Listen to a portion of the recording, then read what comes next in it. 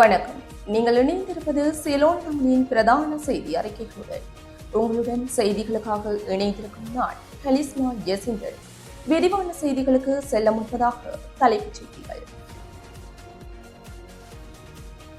June மாதத்துக்கான உத்தியோகபூர்வ கையிருப்பு சொத்துக்களின் வீழ்ச்சி.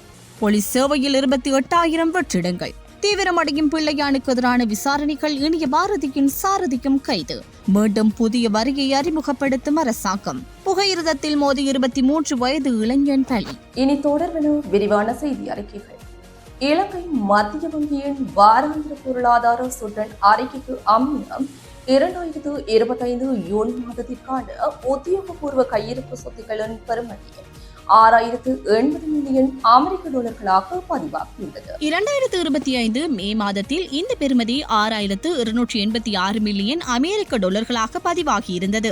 இதேவேளை கடந்த ஜூன் மாதத்தினுள் உத்தியோகபூர்வ கையிருப்பு சொத்துக்களின் பெறுமதி 3.3% அதாவது $206 மில்லியன் வீழ்ச்சியடைந்துள்ளது. விசேடமாக அந்நிய செலாவணி இருப்பு $6,231 மில்லியன் இருந்து $6,023 மில்லியன் டாலர்களாக குறைந்ததே இதற்கு காரணம் என தெரிவிக்கப்படுகின்றது.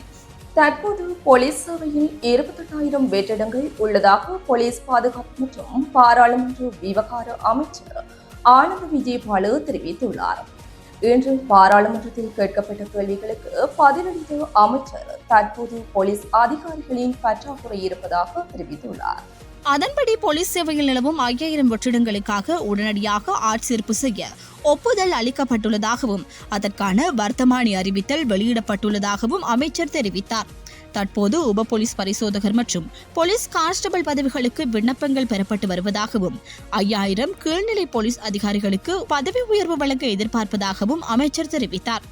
இதற்கிடையில் விசாரணை தரத்தில் உள்ள 1,500 அதிகாரிகளுக்கும் பதவி உயர்வு வழங்க திட்டமிடப்பட்டுள்ளதாக அமைச்சர் ஆனந்த் விஜயபால மேலும் தெரிவித்தார். தமிழ் மக்கள் விடுதலை புலிகள் கட்சியைச் சேர்ந்த இனிய பாரதியின் முன்னாள் வாகன சாரதியான தம்புலுவில் பிரதேசத்தை சேர்ந்த செழியன் என்று அழைக்கப்படும் அழகரத்னம் யுவராஜ் என்பவர் கல்முனை நகரில் வைத்து சிஐடியினர் திங்கட்கிழமை கைது செய்யப்பட்டுள்ளதாக போலீஸ் உயர் அதிகாரியொருவர் தெரிவித்துள்ளார்.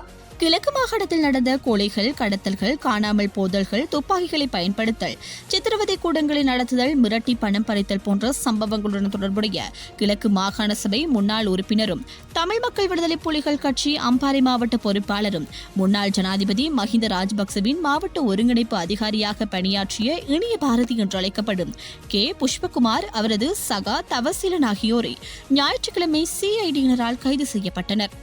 இந்த நிலையில் இனிய பாரதியின் முன்னாள் சாரதியான திருக்கோவில் போலீஸ் பிரிவினுள் தம்மிளவில் 1ஆம் பிரிவை சேர்ந்த தனியார் பஸ் வண்டி சாரதியாக கடமையாற்றி வரும் செழியன் என்று அழைக்கப்படும் அழகரத்னம் யுவராஜ் என்பவர் சம்பவ தினமான திங்கட்கிழமை கல்முனை பஸ் தரிப்பு நிலையத்தில் வைத்து கைது செய்தனர்.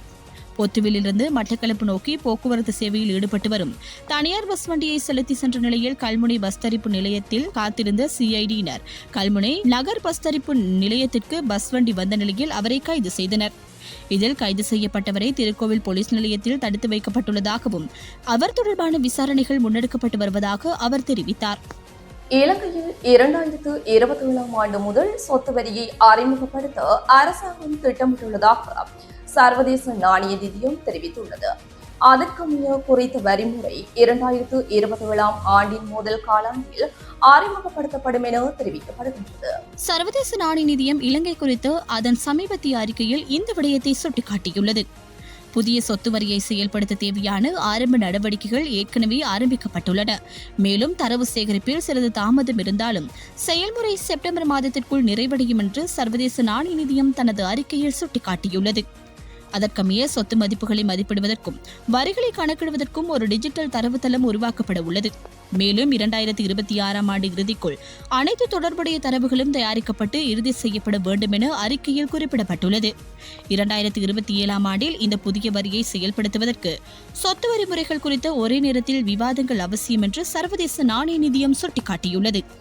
மட்டக்களப்பு தலைமையக போலீஸ் பிரிவிற்குட்பட்ட கருவப்பங்கேணியில் இன்று அதிகாலை புகையிரதத்தில் மோதுண்டு இளைஞர் ஒருவர் உயிரிழந்துள்ளார்.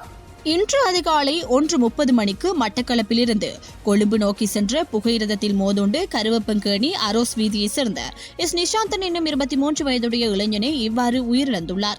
புகையிரத கடவையிலிருந்து தொலைபேசியில் உரையாடிக் கொண்டிருந்தவரே இவ்வாறு புகையிரதத்தில் மோதுண்டுள்ளதாக பிரதேச மக்கள் தெரிவித்தனர். சடலத்தினை மோதிய புகையிரதத்தில் கொண்டு சென்று ஏராவூர் புகையிரத நிலையத்தில் ஒப்படைக்கப்பட்டுள்ளதுடன் இது தொடர்பான விசாரணைகளை மட்டக்களப்பு தலைமையக போலீசார் முன்னெடுத்து வருகின்றனர்.